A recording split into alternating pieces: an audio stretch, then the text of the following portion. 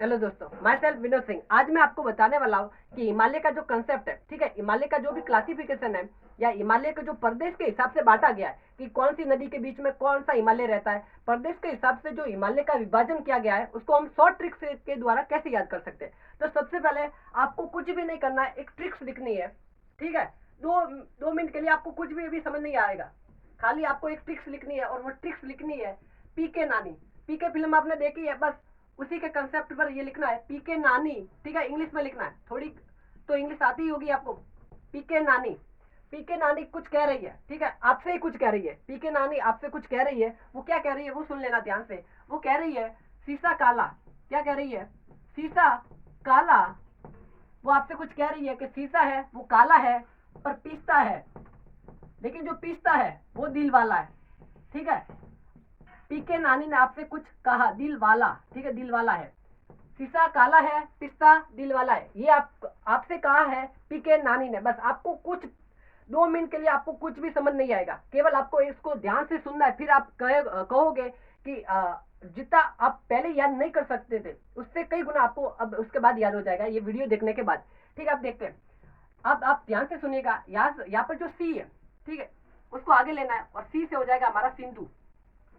बस ये ध्यान रखना है, सी से हो जाएगा हमारा सिंधु, सा से हो जाएगा हमारा सतलज, सा से हो जाएगा सतलज, ठीक है, ये नदियां है सतलज।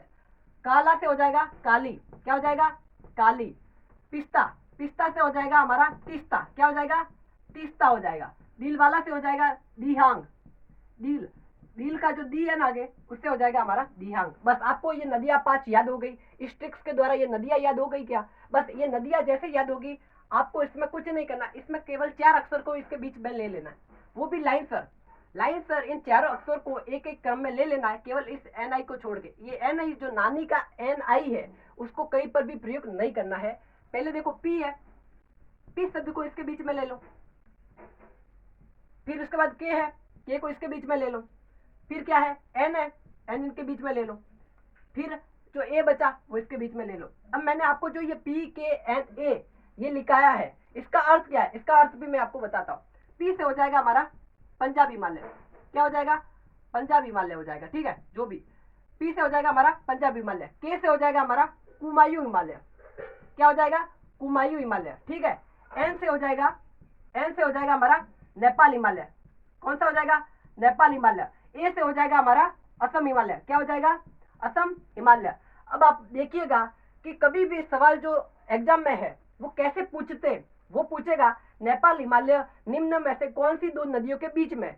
अगर आपको ये क्रम याद होगा, क्रम के साथ आपको ये ट्रिक्स याद होगी, तो आप इसको आराम से पढ़ सकते हैं, आराम से उसको ध्यान में रखकर बता सकते हो कि कौन सी नदी किसके क्रम में आ रही है, ठीक है। आपको ये ट्रिक्स याद रखनी है, सबसे पहले ये ट्रिक्स याद होनी चाहिए, शीशा काला पिस्ता दिल वाला। इससे 5 नदियां तो हमें याद हो जाएगी। फिर आपको पी के नानी का एन आई छोड़कर बाकी जो भी है उसको क्रम से लिख देना एक बार।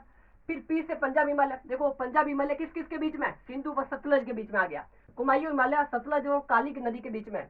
नेपाल हिमालय काली व तीस्ता नदी के बीच में, जबकि असम हिमालय हमारा है तीस्ता और दियांग नदी के बीच में।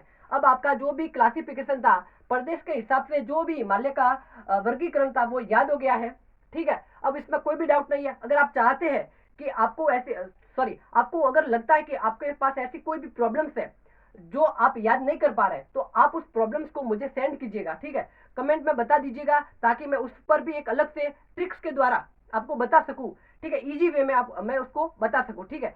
अब आपको इसी के साथ मेरा जो चैनल है ट्यूशन वाला सर, इसको लाइक एंड सब्सक्राइब करना है एंड शेयर भी करना है, ठीक है। Thank you for watching.